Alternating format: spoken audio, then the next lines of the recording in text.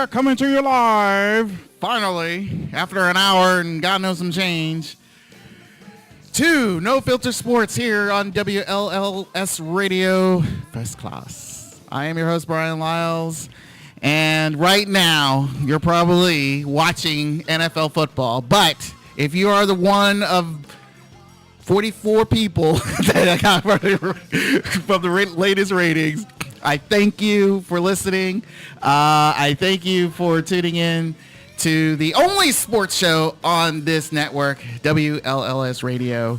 And right now, give me some more Van Hagar.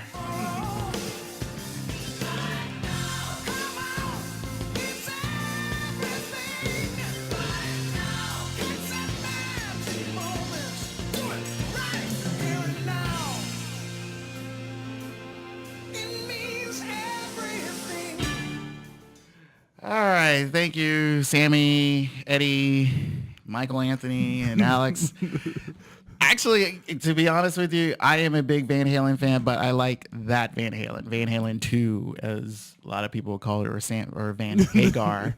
So anyway, I initially posted out I will be flying solo, so if you saw any Hope Solo pictures out there, that was the main reason. But it wasn't necessarily a distress signal, but there is someone who made a call to come in and help out, because actually I helped him out this past Saturday on his show. Oh, Mike Brown, how you doing, my friend? I'm doing good. How about yourself, man? I'm good. Thanks for coming in. I would like to make, first off, a shout out to Kelsey Nelson and Miss Jessica Honesty. The two ladies, they have committed to other things. Things have gotten really busy for them, so they won't be able to make it to the show from here on out, but they'll probably make some guest appearances down the line. So I would like to thank them for coming in the early years of No Filter Sports, which was probably just a couple months ago. But I would like to thank them again, and hopefully they will come back. You can follow Kelsey at Sports Vixen on Twitter, and you can follow Jessica on Miss J Honesty on her Twitter. They're both doing some really great things in sports as well. So Jessica, she's doing covering high school sports in the DMV area, and Kelsey, she's been interning or all over the place in sports broadcast. She's been on Comcast Sportsnet. She's been out in NASCAR. So we're going to see some very exciting things from both those ladies down in the future. And hopefully they'll come back and, help us little people, Grace us with their presence. Yes, grace us with their presence. Anyway, a lot has been going on in the world of sports in the last few days before football came about. So we're going to be discussing about the Ray McDonald and his act of domestic violence, which was last week. I mentioned the fact that Roger Goodell reintroduced a new policy about domestic violence due to the fact of his initial, how do you interpret this word? I would say his initial execution of the Ray Rice incident. And I call it an incident because we don't know what hell happened in that elevator with his now current wife. Yes. Everyone call it a domestic dispute. I call it, look, he dragged his drunk wife out of a party and out of the elevator. That was it. So until after the fact, we don't know nothing. So when that whole announcement came about, I figured it's like, okay, it'll be just 2 weeks. Let's call it a day and move on. Yeah.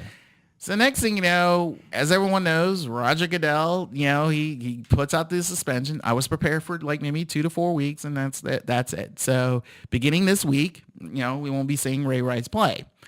But Roger Goodell's been getting a lot of heat over that. So he ends up saying, okay, I'm going to have another press conference, and we're going to change the policy.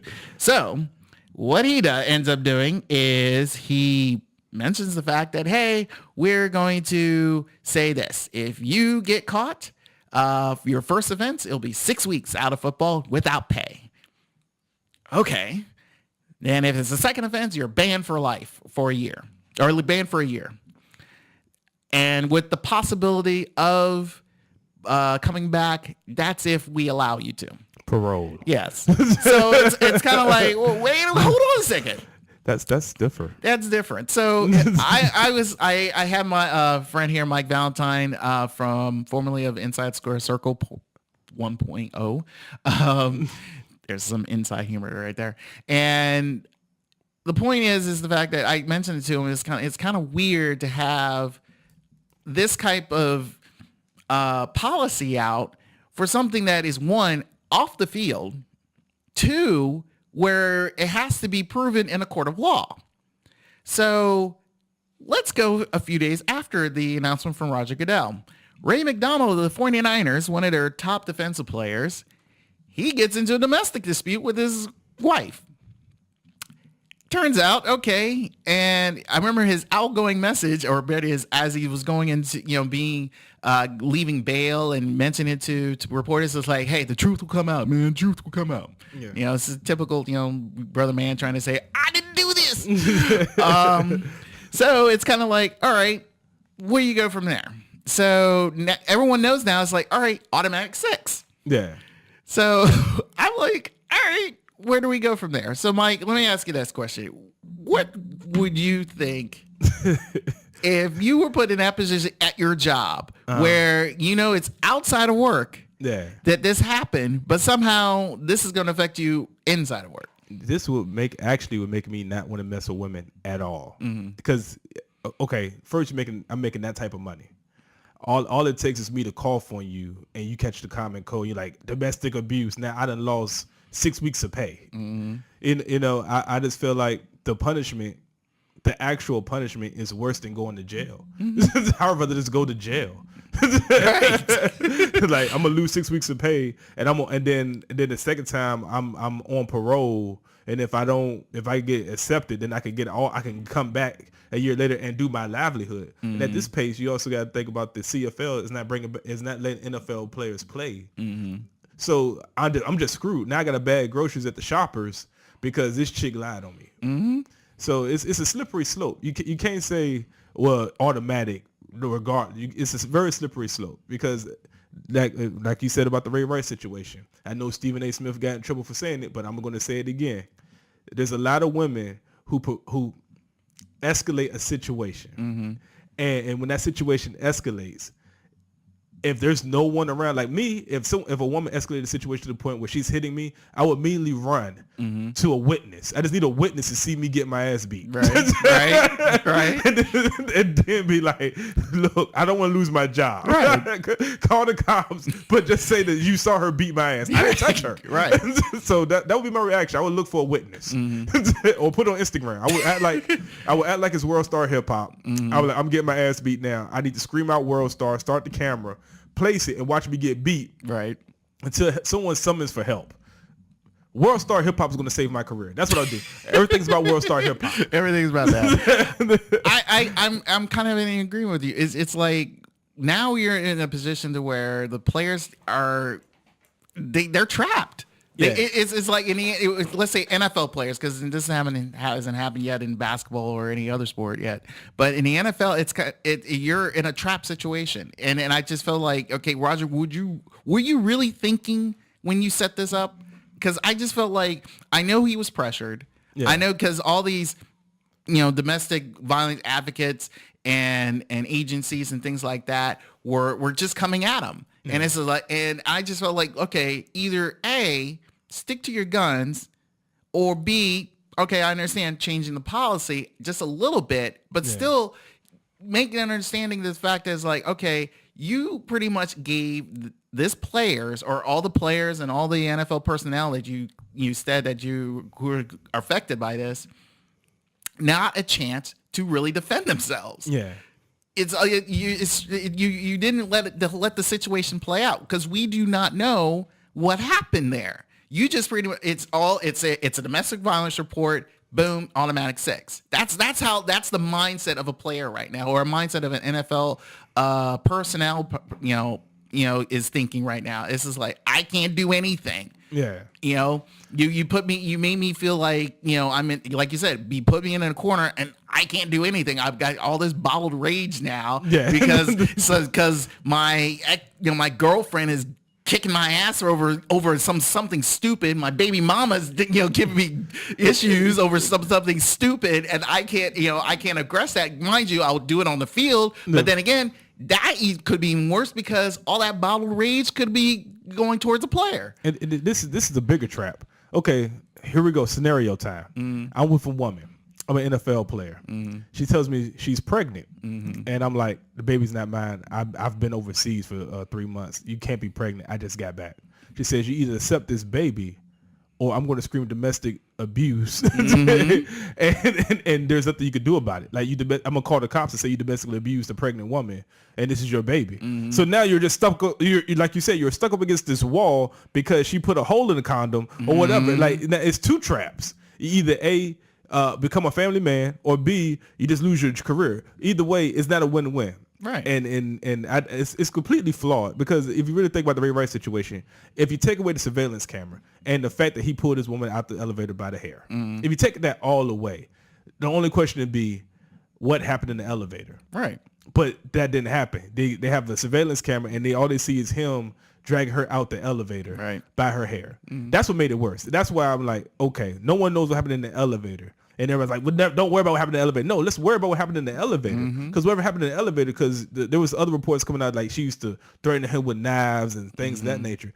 But we're going to brush over that. He dragged her by her hair out the elevator. Right. No, we can't excuse that. Me personally, I think the two game suspension was a little light. I would have went with 4 just because, if you're going to set a precedent, but to go from 2 to 6 to lifetime ban, if we let you back, I think that's a little harsh. Right. That's Pete Rose's. Yeah. I agree. That's why I felt like Roger Goodell, he's been commissioner for like about now almost 5 years. Yeah. And he has, every decision he has done, everything he's done with this league, it's just gotten worse and worse and worse. As much as everyone keeps praising all the things that we've been seeing, but let's be honest, folks, he's has either suspended or banned like almost over 100 players in almost 5 years. And it has gotten ridiculous because this guy really has not sat down for himself and realized what he is doing. He's trying to be a disciplinarian. He's sort of like, no, let me change. He second guesses himself because of peer pressure from outside sources. It's like he's like the principal of a high school, and like he was like, I was a principal of a high school. I could run a whole $1 billion operation full of grown men. I could do that, but but it has to match up. You can't say drag a woman out of the elevator by her hair 6 weeks. Second time is automatic. You're out the league. But then Dante Starworth ran over a woman and killed her, and it's like. He's allowed to come back. It's like, hey, I'm sorry. I was in jail and all that stuff, but I'm good. Yeah, I just can't drive my car anymore. Yeah. But that's okay. I'm a millionaire. I could hire somebody to drive my car. But like it has to all match up. Like you can't say smoke weed, but that was what do you call that thing? That was negotiated with the Players Association with the whole marijuana thing and Josh Gordon. I'm like, okay. Which now they can smoke because it's been after. I don't know if you heard. They announced the fact of when they do the drug testing a few weeks ago, and I mentioned the fact that they announced that after week 3 of the preseason, that's when they stopped drug testing. I'm like. You're stupid. It's just like, what happened? Random drug test. Again, it doesn't balance out. I just don't get where his head is at. And I just feel like, for a guy who's supposed to be, again, he is driving a $1 billion Ferrari and he's treating it like a Yugo. He's treating it like a Hyundai. Like a Hyundai with a Honda Accord with no oil change. Yes. I know. So anyway, I hope Ray McDonald is able to fix this. His situation. And like I said, the truth will come out. But again, I just feel like Roger Goodell has opened a can of worms where I just think that I don't think he'll be able to fix and close in time because there are going to be some more instances and there's going to be some more problems and there's going to be a lot of issues down the line from here on out. And here's the thing. It's one thing that happened during the season, but off the season. Yeah.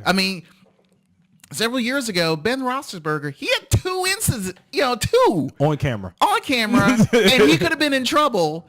Think about it. He would not be playing in the league anymore because of those things, because of stuff that has been alleged. And the second part was totally false. So unless you let it play out and let the courts handle it, I feel the 2 to 4 was fine. Yeah. Causing a 6 to life doesn't make any sense. Yeah. So we'll see. So Ray, hope everything works out. Again, apologize to your wife. Let the truth come out. Apologize to your wife. We got, men and women, we got to work together. This is all hand in hand and everything. So kumbaya. Fix it, Jesus. Yes, fix it, Jesus. All right. Now, another incident that is going around where the NFL is kind of like, kind of trying to hope like they're kind of upset with. Michael Sams, he got cut by the St. Louis Rams this past week. But a few days later, he gets picked up by the Dallas Cowboys on their practice squad. So everybody's like, hey, all right, he's back in football. So hopefully he gets a chance to start. Yeah. A few days before he getting cut, ESPN reporter Josina Anderson does, ESPN for some odd reason is fixated on Michael Sam and his life. And it got to the point where it's like, okay, can we just focus on him being a football player? Yeah. And that's just it. So pretty much Josina's, does a report and say, hey, how's Michael Sam doing and everything all. And I'll let the report handle this. I feel like Josina will do justice, and we'll explain after this report. The other big story with the Rams, they have roster cuts later today, 4 o'clock Eastern. They have to get that roster down to 75, and there's been some interest as to whether or not Michael Sam has played well enough to make that top 75 and then eventually the final 53. How is he fitting in with his Rams teammates so far?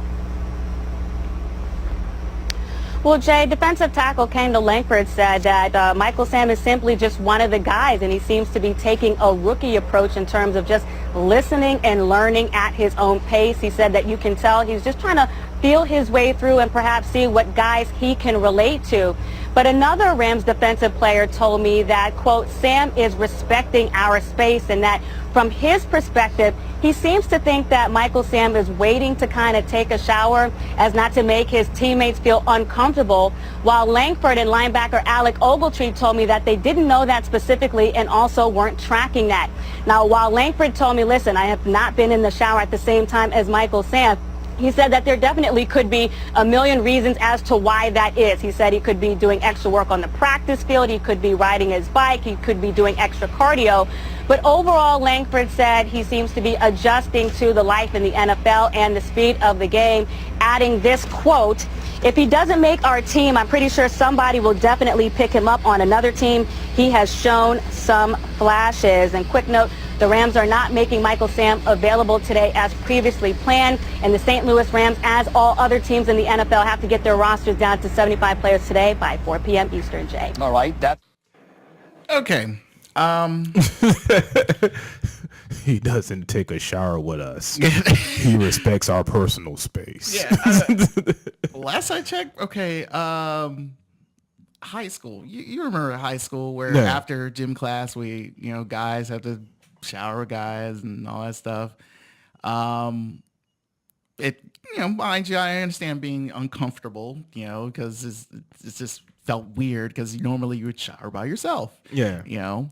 But Michael Sam's been playing football for a while, and I'm like, okay, this whole story just seems odd. Yeah, go ahead. Go ahead. No, I'm just trying to figure out what does him not showering have to do with sacking a football player? That's what I'm pretty good at. See, this is why Jeff Fisher, the coach of the St. Louis Rams, got pissed off on. Yeah. It's like, what the hell is this story about? Yeah, and he literally just felt like he blasted Josina and ESPN pretty much. He felt that Josina, he mentioned the fact that she talked to players after the scheduled, media time. Mm-hmm. So somehow that's why you heard her say that a defensive tackle, not a specific name like you would normally say. It's just someone randomly, ends up talking to. So again, keep it a hush hush. So I'm just like, okay, this is why I feel like ESPN, I've gotten sick and tired of their shit. It's just like, let me put it this way. Jessina, I used to work with Jessina. Like 10 years ago. Mind you, she's a hard-nosed reporter. She'll try to get the story as best as possible. So I give her credit for that. She wouldn't be where she is now if she didn't do that. Mm-hmm. But this assignment just seems like, again, it's kind of like a weatherman going out and being in the middle of a hurricane. It's a snowstorm. Yeah, or a snowstorm or whatever. It's just like, this is stupid. It's just like, why are you reporting on something that is totally pointless? And I just think that is like, I feel sorry for her for being put in the middle of a situation where ESPN knew full well it's a stupid story. I mean, I just think that, for ESPN to, again, focus on something that is just totally like, can you just say, hey, Michael Sam's defensive end for the St. Louis Rams, or now the defensive end for the Dallas Cowboys, instead of focusing him being as a gay man who, I know he came out. So what? Yeah. He's a football player. Can we just move on from there? He's a football player. It's kind of going back to, if you think about like Bobby Mitchell, when he became the first, black player to play for the Washington Redskins, it just sort of ended like, instead of saying, hey, he's Bobby Mitchell, running back for the Washington Redskins, no, he's the first black player for the Washington Redskins. And it's constantly said for like about 2-3 years. Yeah. And I think that's the sad part with Michael Sam is like, once he gets started, if he starts or plays whenever, it's going to be like that. Yeah. In my Stephen A. voice.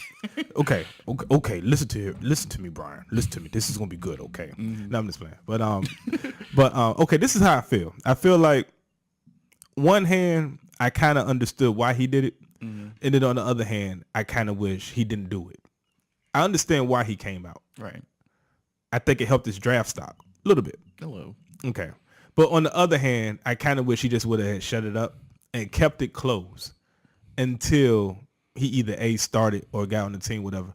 That way, the main story wouldn't have been, because I've seen a couple of preseason games. Mm-hmm. He was pretty good. Mm-hmm. Couple of sacks, pretty good. Mm-hmm. But all they could talk about was, but you see the way he sacked that man with his gay stuff. Like, really? That's seriously. Like, that's unnecessary. Like, he's a football player, and the NFL had to cut a grand total like 700 people. Right. They got cut. They're talking about Michael Sam. They're like, the first openly gay player is cut. Like, it doesn't matter. What about D'Angelo, who has a baby on the way? He got cut too. Right. No one cares. But he's going to the right team. He's going to the Cowboys, which is built for a sideshow. True. It's built for a sideshow. True. Sidebar: when I was watching NFL draft and Johnny Manziel slid all the way down to the Cowboys, I was like, take them. Right. You want them. Right. And they were like, no, we want. And I'm like, who? So when Michael Sam got cut, I was like, in my Skip Bayless voice, he's going to the Cowboys. And and then here we are. He's going to the Cowboys.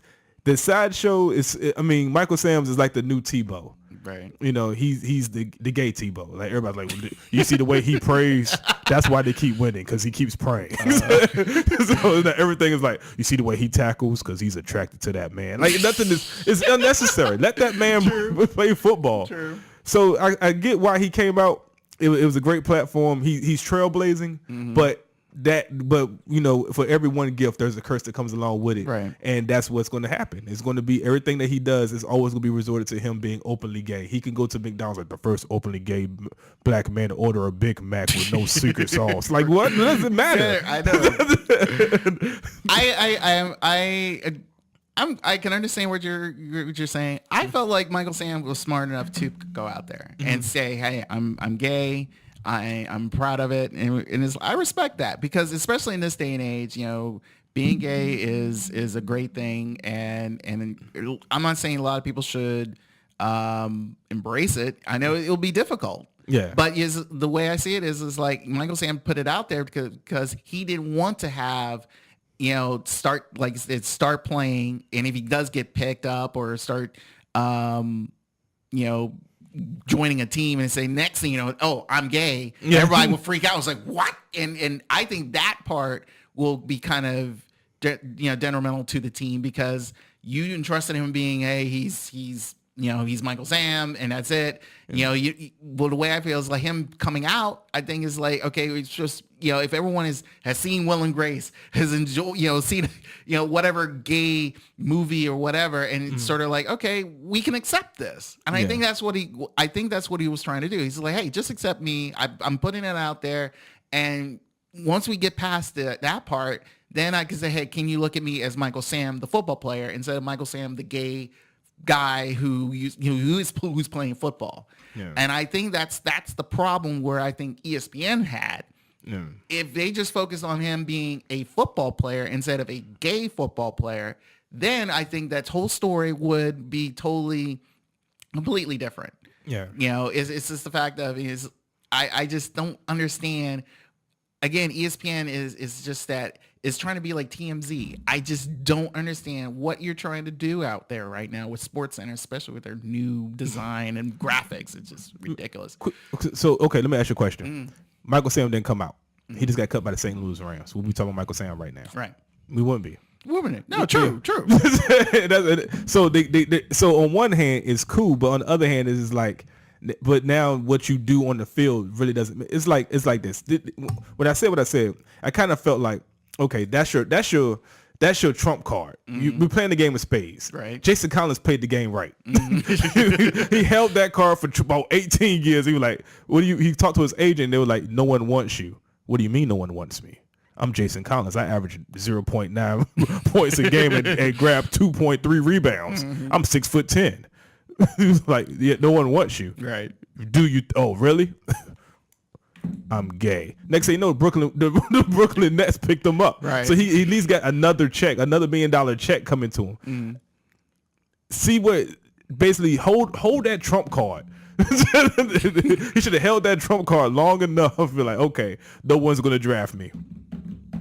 I'm gay. Like, yes. And Jerry Jones would have picked him up, signed him, gave him a jersey. Like, we got the first openly gay black man. Like, all kinds of stuff. You know what they say? They'd be like, we got steers, queers, and now Michael Sam. Like, that would have been. I hope we don't lose any gay viewers. I hope not. All right.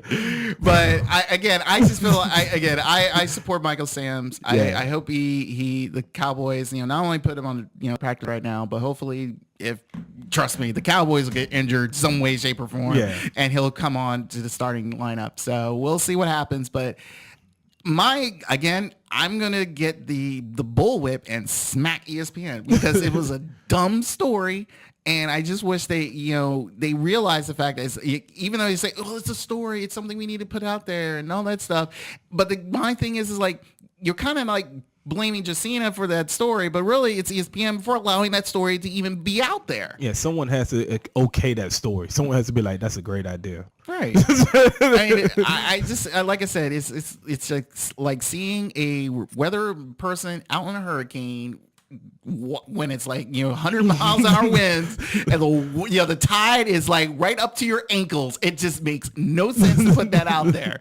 None. Anyway, we're gonna take a break. So we're gonna talk about we're still gonna talk about football because as of right now, let's find out what the score is. I apologize to any gay listeners. Yes, I was just joking. Yes, it's all jokes. As I'm looking for, I'm going to buy Michael Sam St. Louis jersey right now because it's on sale. As I'm looking for the scores for the Seahawks-Packers game, if you're not listening, Mike B, you got a show coming up in about a month and a half time? Yeah, October 19th, I'm doing my first DVD taping. It's called The Life of Times of Mike B. I have Gloria Butler. She was on the Old Mike radio show. She's now in New York. I have my other co-host, Michelle, sometime. She's going to be on the show. And Adela Banks, my comedy mom, and it's hosted by Greg Stevens. And it's actually going to charity. A portion of the proceeds is going to the Action Africa campaign. So it's all for good cause. If it all works out, it's good. And if it doesn't work out, At least Africa is taken care of. That's good. Okay. So again, it's October 19th. Yep. Okay. And where is it at again? The DC Arts Center. Doors open up at 6:30. Get your seat. Show starts at 7. And boom. And where can they get tickets? Oh, they get tickets at onbvision1.eventbrite.com. All right. As of right now, it is 10-10 with less than 7 minutes left in the half between the Packers and Seahawks. So there has been no scrubs of any kind going on in that game. So hope if you guys are tuning into that, that's great. But if you're tuning into me, thank you. When we come back, we will give more of any NFL picks. Yes, we're going to look at the schedule and see who will win, who will lose, who will tie, who will be stupid enough to try to bring in a kicker for no damn reason to win a game. And we'll try to be the Redskins. Yeah, try to be the Redskins. So we will come back right after. Oh, great. You got to love how technology works because it sucks. But anyway, you can follow me on BTB Picks on Instagram. You can follow me on Twitter at Brian3SL. And we're going to never stop. Yes, never stop. Never stop, never give it up. Never stop, never give it up. Never stop, never give it up. Never stop, never give it up. Never stop, never give it up. Give it up.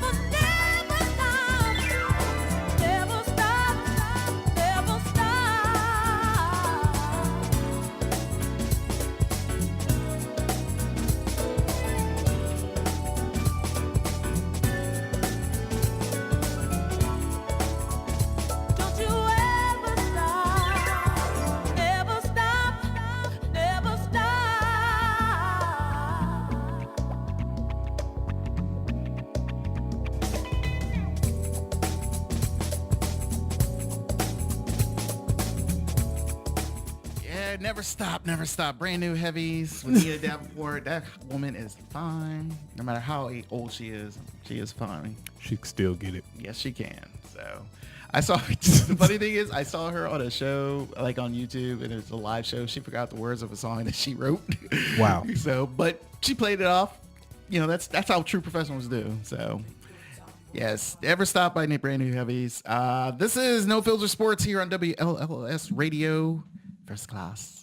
I am your host, Brian Lyles, and with me is Old Mike B from Open Mic Radio Show, Saturdays from 2 to 4. Oh, yeah. We be getting it in on WLLS Radio.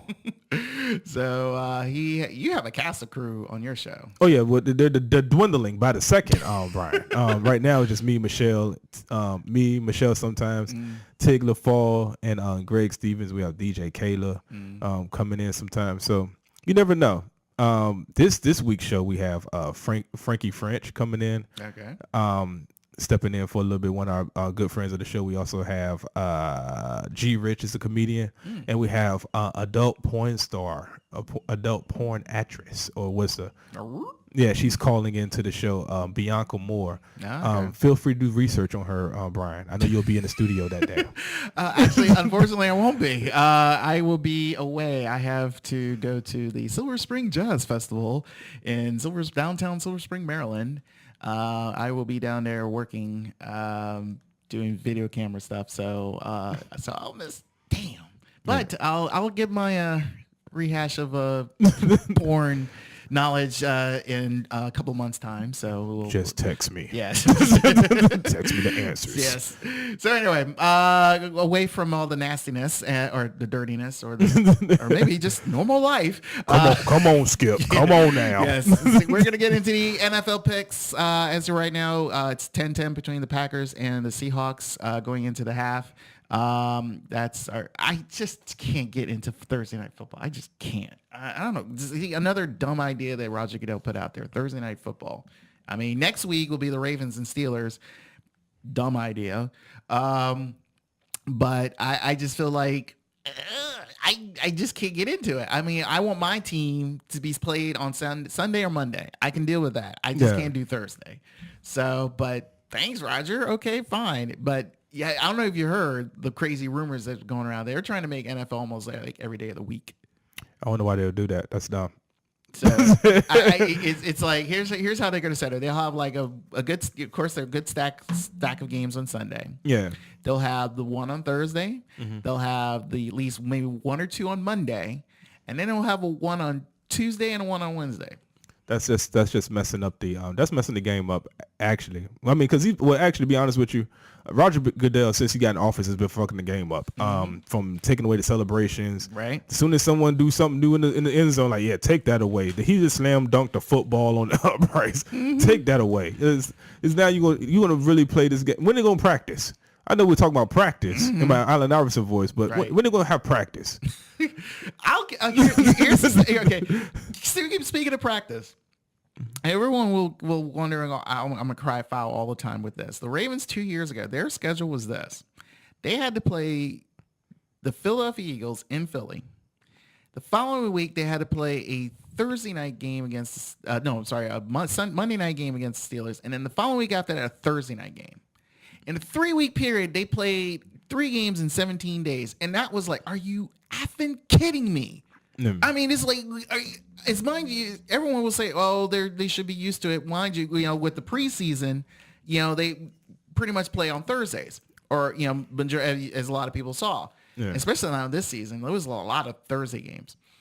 But mentally and physically, your body is so used to playing you're heavily on Sunday. But going from a Sunday game and then switching it up to a Monday game and then switching up to a Thursday game, the body will be like, what the hell are you doing? Yeah. I thought we were supposed to rest on Thursday. I thought we were supposed to work light on Sunday. I mean, I don't know what the hell I don't know what's going on.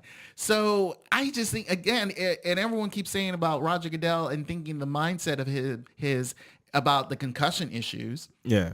That's out the window. because every time they bring it back, it's like he doesn't say anything. Yeah. So, and again, but now you got to also think about, well, about the full body. It's one thing about the head, but what about the full body? I mean, if you keep doing these Thursday games and still trying to do this, let's expand the schedule and with 2 extra games or expanding the days of the games and all that stuff, it is going to F a player up. Yeah. Shoot. You could tell somebody who's trying to milk the cow a little too much. Yeah. Like, I mean, it's easy to make these kind of decisions when you ain't got to put them pads on and go out there and block a 300-pound angry black man who just got touched by Michael Sam. Okay. Speaking of Michael Sam, he's with Dallas Cowboys right now, and we're going to talk about NFL picks. And let's take a look at some games here. Who we think will win? Dallas will be heading down to Cali, Southern Cali, San Francisco, for their opening game. Everyone say this is a no-brainer and the Niners will win it, but what do you think? With all the discipline, I got to actually look at my football pool at work to make sure I don't want to contradict my football pool. Okay. Let me see, Niners. Let me see. I'm gonna make sure. Okay. Yeah, actually, that's what I did. I initially circled the 49ers, and then after listening to the first take a couple of times, I realized they had a lot of disciplinary action problems on the 49ers team. Right. They don't have any wide receivers like Antoine Baldwin not there right now. A lot of injuries, important people, and of course Ray McDonald out for now. Exactly. So what you have now is Colin Kaepernick, and unless his nose he's gonna throw the ball to his nose, I don't think that's going to happen. I really don't want to trust Romo, but it's like Kaepernick having to run the whole time, or Tony Romo. Boys. Whoa. I went Cowboys. I went in my Skip Bayless voice. I went Cowboys. Oh, damn. I can't. I don't trust Kaepernick doing it right now because he's going to have to go with his legs. Who's going to? He can't throw the ball to nobody. I mean, I know everybody will talk about his accuracy. I don't care about that. Like when he took Alex Smith's job, he was pretty accurate then, and he was running. Right. So don't all of a sudden talk about accuracy, and I don't care about preseason either. Right. I agree with you on this. I mean, I had this. You can call it a discussion with Rex Stanley when he was here a few weeks ago about Kaepernick and saying he was high on Kaepernick. I felt like with the Niners, they're on the decline, and I don't think a lot of people are seeing it. Yeah. And as much as, Jim Harbaugh, he's a great coach. I respect him as a coach. I respect him as a player when he was playing. And I feel like, he's taking his team to where it needed to be. It needed to be back in the playoffs. It needed to be back doing what it needed to do, trying to win the game, trying to win a Super Bowl and all that stuff. But now I think their players have gotten older. Yeah. And he's relying a lot, like you said, on Kaepernick to do a lot. And I felt like, okay, is he really the right guy for you right now? I mean, he was the hot guy. Yeah. Especially at that time, getting you in the playoffs. But you kind of also lucked out on the fact of how you got into the Super Bowl where the Falcons just died off. Yeah. So, and then, you couldn't get past the Giants, couldn't get past the Seahawks. So, well, Alex Smith dealt with the Giants, but, the Seahawks, they just crushed them. So way I see it is like, yeah, I kind of see the fact that, okay, he's got to do a lot. But then again, let's go to Dallas. Let's see. You got Des Bryant. He bitches too much. Yeah. Romo, who pretty much is in pain too much. The defense is pretty much nowhere. They have no running game because he keep giving it away half the time. Jason Garrett is I don't know why he still has a job. So to me, I don't know who to pick. I would pick the kick. Whoever kicks the field goal in with the last seconds of the game will probably win this game. But I will think, let's say this: if everything works itself out right, the way you're saying it or I see it, I think sadly enough, Dallas will win this game. Yeah, this would be a field goal game. Yeah, and until one kicker's legs get tired. So we'll see. We'll see what happens there. Last man kicking match. All right, let's stay in Texas in a sense. We're going to stay in Texas. We're going to bring in the area team, the Washington Redskins. They will head down to Houston to face the Houston Texans for their home opener. just typical. Now you talk about Jerry Jones and Dallas, how the media hype of how great they'll be. You know about the Cowboys. They already got the 2014 playoff tickets all on sale right now. Yeah. Redskins haven't done that, but as usual, everyone in the DMV thinks that the Redskins will be Super Bowl champions, and because RG3 is healthy, we got Deshaun Jackson. His jersey's on sale. Any former Eagle fans? Yeah, get it now. Yeah, and they felt like it's like, our running game would be great. We're in business. We're going to the Super Bowl. I keep hearing that from every Redskin fan I know. Yeah, and it's like I keep telling them this. Have you guys fixed your line yet? Because it's still bad. It's still the same. I haven't seen anything you guys fixed on there. Their defense is still in question. Mind you have D'Angelo Hall. He's finally taking maturity very well. He's understanding that, I need to be a better, corner right now. So he's been improving the last few years.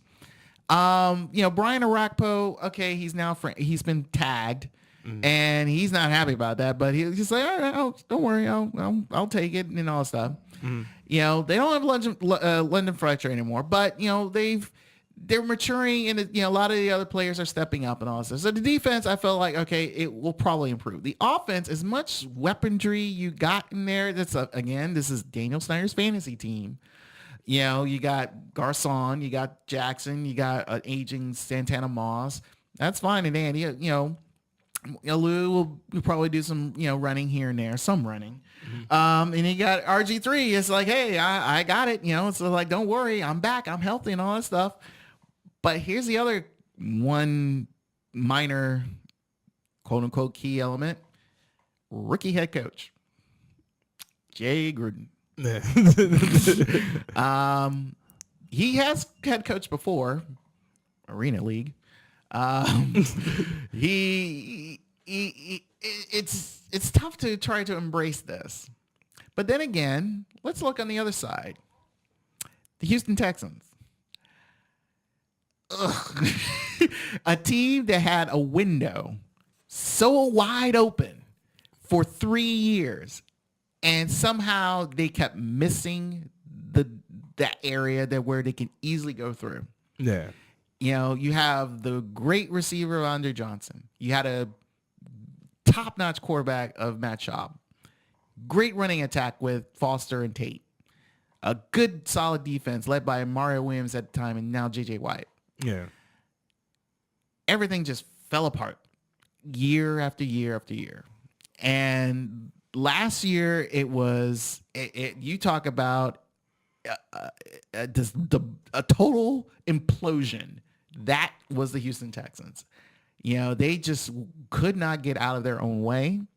And I don't think they will ever will for another 5 years, because now they have a new head coach, new philosophy. Mind you, JJ signed a $100 million contract, $51 million guaranteed. A lot of questions there. Williams is now away. Tate's gone. Aaron Foster constantly gets injured from time to time, so I don't see him being with the team that long. But for this game, he'll be the main guy. They have a new quarterback running the show, so it's kind of like, and here's the key element. Andre wants out. So it's like, and he's going to be bitching and complaining for the entire season. So the way I see it, I think the Skins got this. What do you think? I looked at everything. I listened to what you're saying. I understand where you're coming from. I don't know what's going on with either one of these teams, but this is what I know. I know when I see RG3, I see Michael Vick in Philadelphia right before he got this last concussion. Who's going to protect him? He can't run forever. Right. Like last year, they were like, he's not healthy. I'm like, he's not only not healthy, he has no protection. So like Alfred Morris is good. So, but then I look on the other end, I see Houston, and I was a big Matt Schaub fan since he was the backup to Michael Vick in Atlanta. And I thought he was a pretty solid quarterback. I don't know what happened. I don't know what's going on with the Texans, whatever. But then I look and think about how they could have got Johnny Manziel if they needed quarterback help, and they went and got this guy. That's the correct person, right? Let's check the internet. But yeah, I know who they got for number one pick. I just can't think his name right off the top. But at the end of the day, he had another solid preseason. Ryan Fitzpatrick, aka Dan Fouts Jr. Okay. So he's like the Rex Grossman. Pretty much. Yeah. He's been on a lot of teams, and last team I remember him being on was the Buffalo Bills, which he did well for that team, and they decided, we're gonna go a different route, and then he dropped them. So yeah, so I'm gonna go with, because I don't trust the Skins. The Skins are like the East Coast Dallas Cowboys, and I'm going to go with Houston. Oh, all right. There's an little trade off there. All right, all right. Let's say this: Kansas City and the Tennessee Titans. Kansas City is trying to recover from their choking incident against the Colts during the wildcard game. And the Titans are pretty much trying to recover from losing Chris Johnson. Who you see winning this one? Kansas City and the Titans. I'm definitely going with the Kansas City Chiefs because of my former head coach as an Eagles fan. My former head coach is over there. And then you have Alex Smith, who I believe the 49ers will regret the day they got rid of him, the way they got rid of him. They should have kept him. I don't think Kaepernick was ready because before he had the concussion, he had got the 49ers that far. Right. So Alex Smith, I think, is a pretty solid quarterback, and they have some good weapons there too. So I'm going with the Chiefs. All right. I think the Chiefs will recover from, mind you, I understand it's a new team and everything. Titans, the key problem with the Titans is they're still rebuilding. They're still trying to figure themselves out. And the Chiefs, I think they're still ready. And I picked them to win the AFC this year. So it will be interesting to see where this, how they'll start. And I think they'll start off on the right foot by beating the Titans. Let's talk about your Eagles. They will be facing the Jaguars. How you see that game gonna be? We don't need to talk about this. Eagles all day. I don't even have to sell this. It's the Eagles all day. Just look at the quarterback. The dude is nasty. Right. I'm not predicting he's going to have the same year as he had last year. Everyone's saying that, but no one expected him to have 27 for 2, meaning 27 touchdowns, 2 interceptions. Nick Foles. I mean, he was a quarterback. He was the quarterback that the Eagles needed. Yeah. So you have that, but then so the Kaepernick curse. I call it the Kaepernick curse. He caught everybody by surprise, right? But not everybody had time to scout and come up with a better defensive plan for him. He's still gonna be a solid quarterback, but now everybody knows, Nick Foles. If he look like he's about to go deep, put 5 on that play. So, but I mean, this is the Jacksonville Jaguars. They will ever regret the day not picking Tebow.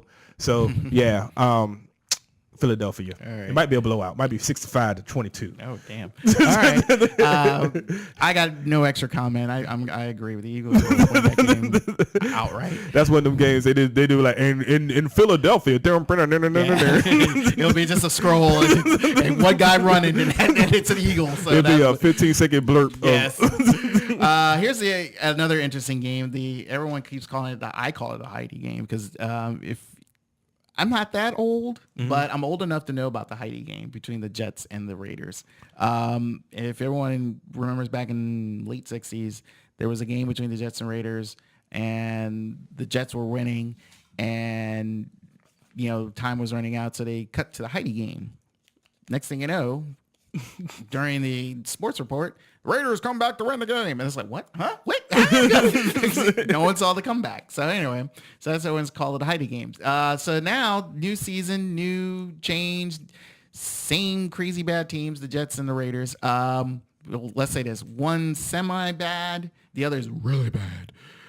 The Jets, semi-bad due to the fact that, again, you're Michael Vick, which the jersey number you're wearing right now goes from one green jersey to another.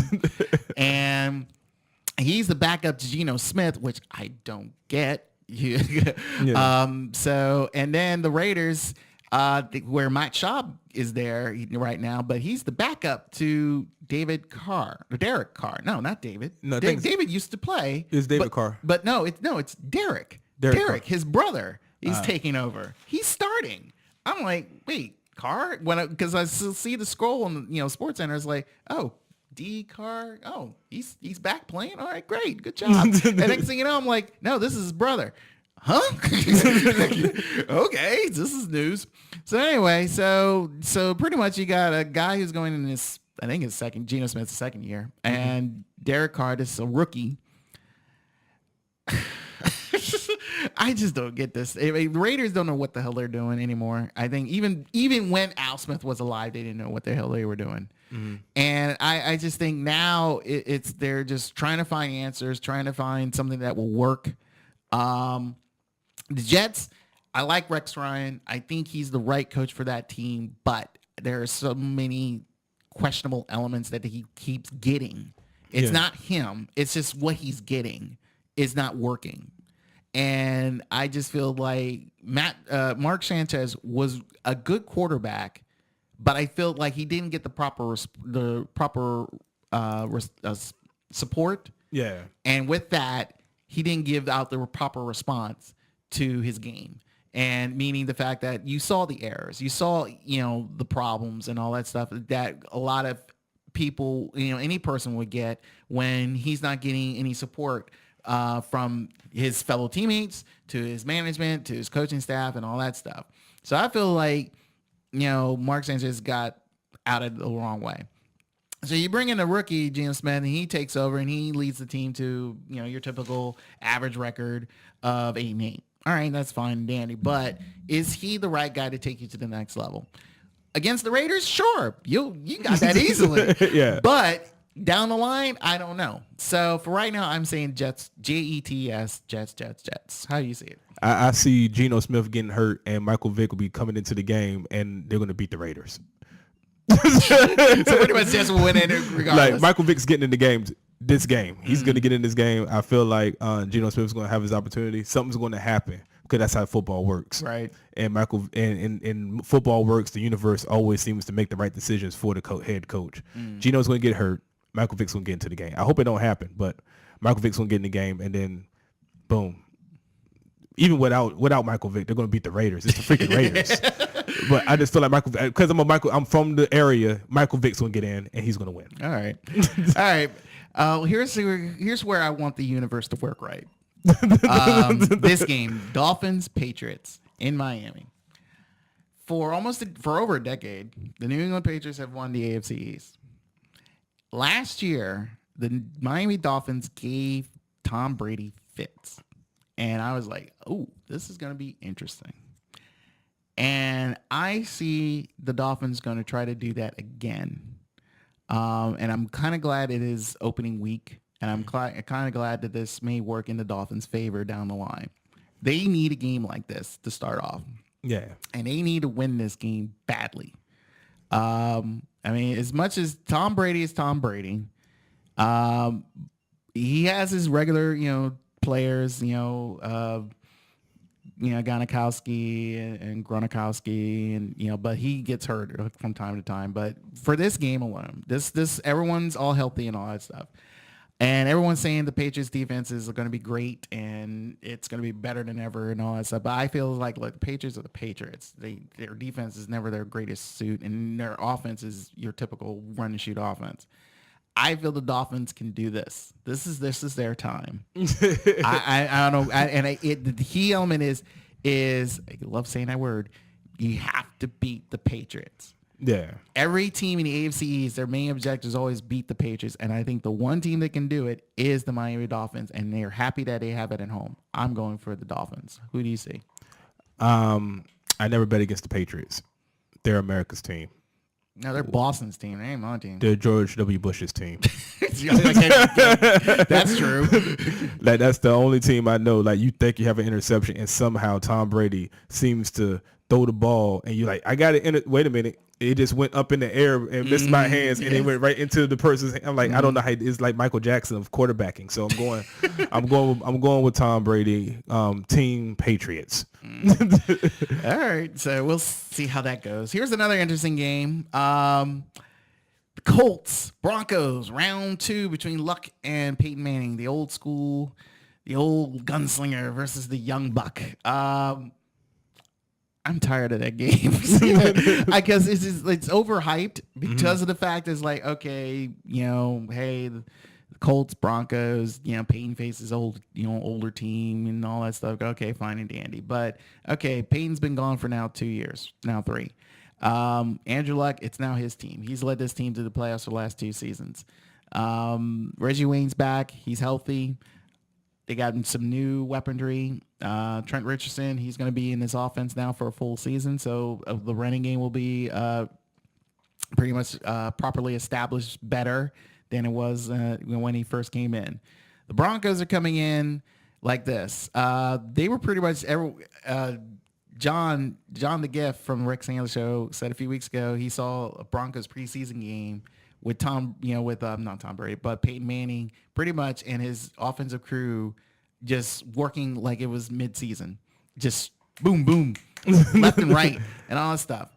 Mind you, the Broncos have new defensive, players and everything else. And also, again, they have to go on a mission. Last year there was the mission to go into the Super Bowl because they didn't do it the year before, thanks to my Ravens. But now it's like, okay, now we got to do this mission again because you got your ass whooped. Embarrassed, which they needed to, because to me it's like, look, all you're doing is running left and right and passing all crazy. But here's the one thing, and this is the one thing a lot of people forget of how a Peyton Manning offense is. It's quick. Yeah, it's done within less than 2 or 3 minutes, and then you have your defense go out there, and pretty much you have the other team. They're trying to slow the time down.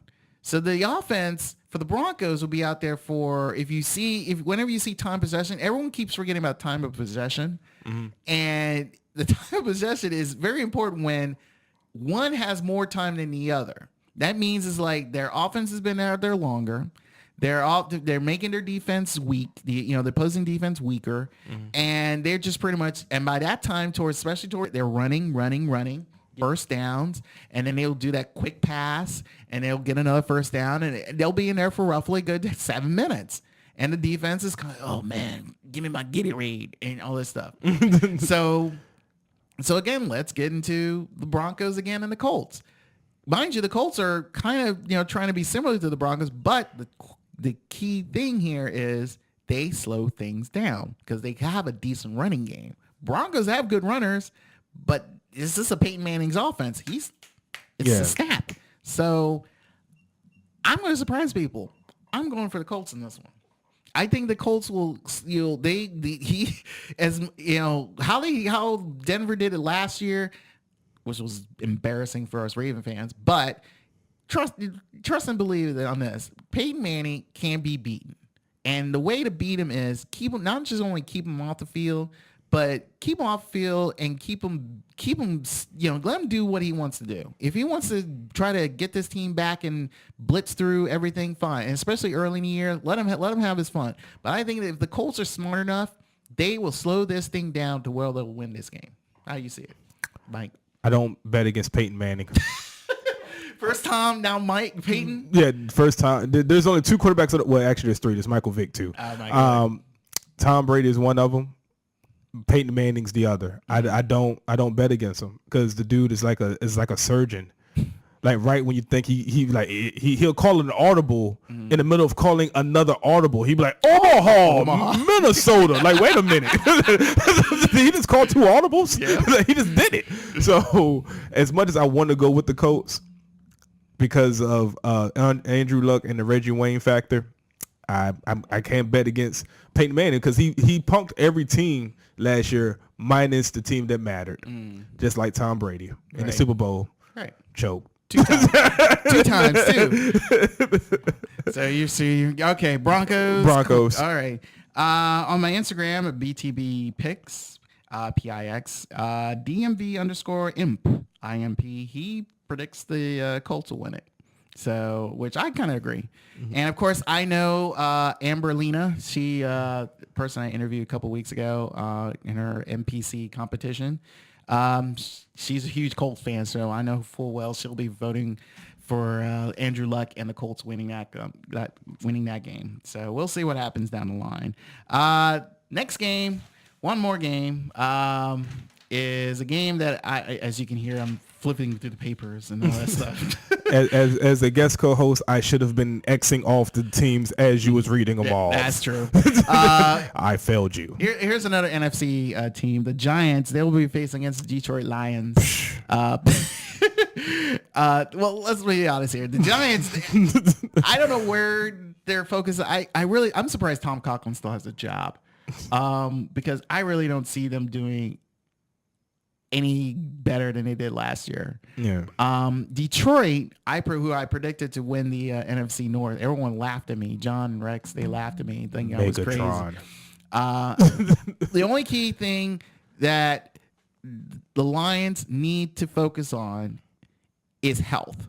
Yeah. Okay. Is the one thing they that will help them win the NFC North is health. They have a really good coach. Okay. If you don't know, former Colts head coach, sorry, I forgot his name for a millisecond. Jim Caldwell. He's back in coaching after being the offensive coordinator for the Ravens, and he can really help this team. He's good. Well, for the way that offense is set up, it's set up perfectly, kind of like how he was when he was coaching the Indianapolis Colts.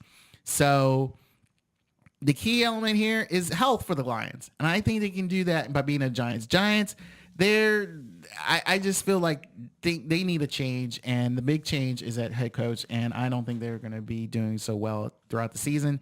And I don't think they're going to start off well either. I think Detroit will take this. Mike? Just like I don't bet against Peyton Manning, Tom Brady, and Michael Vick during the season. This is very key. I don't bet against Eli Manning in the Super Bowl. But this is not a Super Bowl. I know, so I'm going with Detroit. Okay. See, smart man. He's a smart man. All right. Now I want to get to one of my favorite games, opening day for the Baltimore Ravens, and we'll be facing against the. I really hate the NFL. Here's frustrated, people. If there was a camera, you could see the frustration. I know, because the NFL has not, for some reason, I mean, mind you, the Ravens will do what they need to do. Mm-hmm. All right. But we start off the year with our division rivals for the first 3 weeks of the season. And like I said, it'll be the Bengals, and then we'll face the Steelers on Thursday night next week. And then we'll face the Browns the following Sunday. And it's like, oh, good God, that's division. So we have to start off well. If we take 2 out of 1, great. If we take 2 out of 3, that's great. If we take all 3, great. If we start 1 and 2 or 0 and 3, that's gonna be a problem. But we're facing Cincinnati, and Cincinnati, they got something to prove. And I predicted the Bengals to win the division. Mm-hmm. This will be interesting to see how both these play out. But I want to ask you, how do you see this game coming out? I never bet for a rapist. And thus what rapist? Ben Roethlisberger. Because of that, okay, I'm just joking about that. But Andy Dalton showed me something, and you got Andy Dalton, and then you have AJ Green. Mm-hmm. That combination alone, Bengals. Oh, okay. Bengals. The way that let's say this, without Ray Rice, I don't know how this game will play out. Pierce he's a good runner, but his type of game is completely different than Ray Rice's. So how the Ravens will compensate for that will be a very huge question mark. So I will say this. I think the Ravens will go 0-1. So I I don't like to say that, but I really think the Bengals will take it. But I'm crossing fingers and crossing legs, making sure that I'm really wrong. This is what's funny about that prediction you just did. I really thought it was the Bengals versus the Steelers, and that's why I said Roethlisberger. See. But because it's Joe Flacco, I definitely am not going with Flacco. It's still the Bengals. Okay. So that means you won't be coming back for a while. I can't. You know, ever since Deer Antler got Ray Lewis hasn't been on the field. I just don't trust the Ravens like that right now. I think. Well, I really haven't talked about the Ravens, but I think last year was a year they kind of needed. It was like, okay, I understand they tried to come back, but it was a year where it's like they didn't know what they were anymore because you know they lose Ray Lewis, and you know they really needed, you know, as much as everyone say, oh, Joe, this is your team, but you know, really the way the offense was and everything, it wasn't the Ravens type of team. It wasn't the team that I looked at. I was looking at, what the hell is this? So I just viewed it as, okay, I'll take the 8-8. We'll take the hit. Let's start over again. To fully be honest with you, ever since John Harbaugh showed up, all to me was a rebuilding year. Yeah. The first year he showed up, I didn't expect that team to do anything. He leads that team to an AFC title game. So I'm like, well, okay, I'll take it. So I embraced what he brought. And I think that year was like, okay, you made Harbaugh and Flacco human, which they needed. And so now they can refocus and see how that goes. This year, I just feel like, okay, I can take them being wild card team. Yeah. So we'll go from there. But like I said, I just think the Bengals will take the opener though. I consider the Baltimore Ravens like the Dallas Mavericks of the NFL. Win a championship, and instead of just keeping the team together, let's just break it up. True. That's what they did. It was we won a Super Bowl? Yeah. Let's break this thing up now. Actually, I'll second that because they're more like the Marlins because they win a World Series, they break up the team. They win another World, they break up the team. So 2 Super Bowls, they broke up the team because certain things happen. So either Ray retired and you know people they couldn't keep, and then so they let go and all that stuff. So I understand where the Ravens are going. That's why the Ravens. I like how they think. I understand where they're going. You know, Oz we trust. So and for any of those in the area who went to see Ray Lewis's memorializing bronze statue, I commend you. I love the pictures and the video. And if you heard Ray Lewis's speech, that was like a Hall of Fame speech. It's like, dude, can you wait until you get to Canton? Save it for Canton because I bet you will hear it again because he was praising his mom, his dad, his kids. It was like, damn, hold on, save it for Canton. All right. So, but when you get to Raven Stadium, M&T Bank Stadium, and you see the offensive genius of Johnny Unitas and the defensive monstrosity of Ray Lewis, that is Baltimore football. If you talk to any person who visited Baltimore and you lead them up to M&T Bank Stadium and you see those two statues, offense Johnny, defense Ray, done. Taps their shoes and walk in. That's what you need to do. And that's the thing, because before the Ray Lewis statue, you always tap Johnny Unitas' shoe just for good luck, kind of like, you do in college games and all that stuff. Yeah. Now it's kind of like, okay, which we start with? Johnny first and then Ray or Johnny. So we'll see how people, do the, rubbing the boot, before they head into the stadium. Ray Lewis is the Kevin Garnett of the NFL. There's all that intensity. I just don't know why. I just made that. Well, anyway, if you want to hear all that great comedy, tune in every Saturday from 2 to 4 on the Old Mike B radio show, Open Mic. But you'll also be doing your stand-up Life and Times of Old Mike B on Saturday, October 19th. Where again? DC Art Center. Doors open up at 6:30. Show starts at 7. And where they can get tickets? OMB Vision. That's OMBVI SION1, the number 1, not 1 O, not ONE, onbvision1.eventbrite.com. All right. This Saturday again, tune in to Oh Mike B radio show 2 to 4 here on WLLS Radio First Class. Also, they're spilling the tea from 1 to 2. And of course, this season premiere of the Rex Stanley Show with John the Giff and Rex Stanley and Ebony. And there's a special guest hovering around there, so you'll probably catch her some time to time. So that's from 4 to 6:30. And I'll be back on You'll Hear Me Again, my seldom voice on the Sarah show. Sarah, that's Something As Real As Her. Monday night from 9 to 10:30 p.m. with Rob Anthony and Sarah Gilmore. And also next Thursday, that's right, Ravens, Steelers, and I'm going to partially miss it. But hopefully you stick around to watch WLLS Radio's No Filter Sports. I am Brian Lyles. I will see you next week.